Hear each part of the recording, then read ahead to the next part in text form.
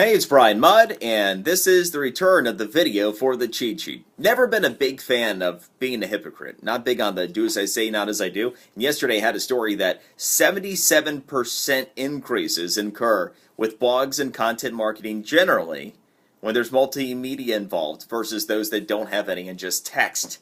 So here we are. I'm going to do this in a quick hitter fashion.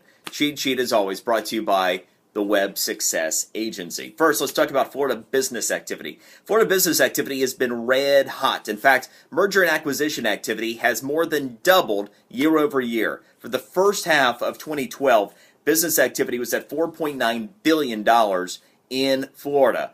Merger and acquisition activity for the first half of 2013, more than doubling to $10.2 billion. And you take a look at what's been going on in Florida. We know that housing's been hot, and that's a big part of the story. And you think about where we were and where we've come.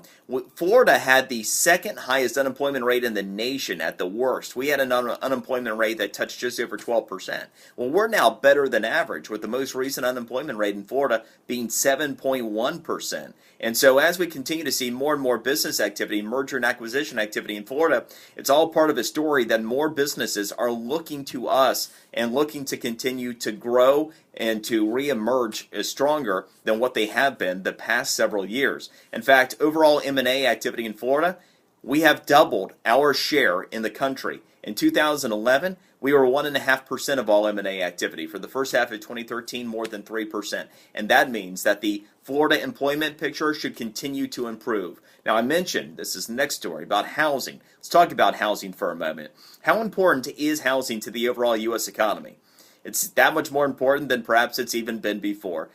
1/6 of the entire U.S. economy is now tied directly to housing. It's the biggest purchase that we typically will make in our lives, and it also is the biggest thing we can do to boost the economy. And with 1/6 of the overall economy being tied to housing, as long as it continues in recovery mode, that's a pretty good indication that despite how screwed up things are in Washington, we should be able to continue to at least have some growth in this economy and not have to worry about the bottom falling out. But of course, if the bottom falls out of housing, we saw what happened. After all, it did lead us into the Great Recession.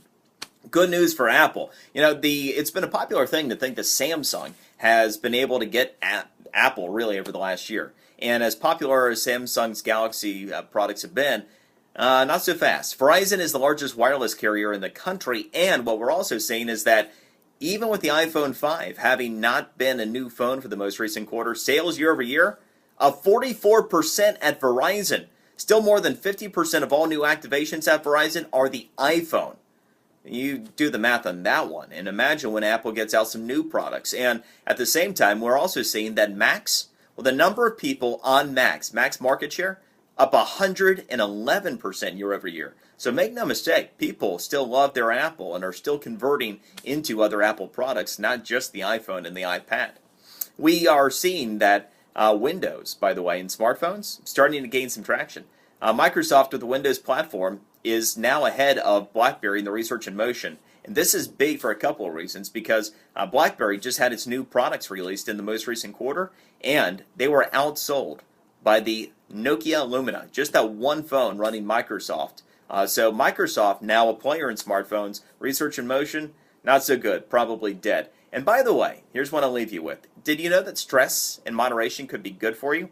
So says a professor at the University of California. She says that while too much stress obviously can be bad for us, short-term stress, if you manage it, can be good for our health. The short doses of adrenaline we receive can be good for focus and brain function. And if we keep our body healthy and we're better able to manage mental stress, those short doses of mental stress can keep us alert, functioning, and in a better frame of mind than if we don't have any stress at all.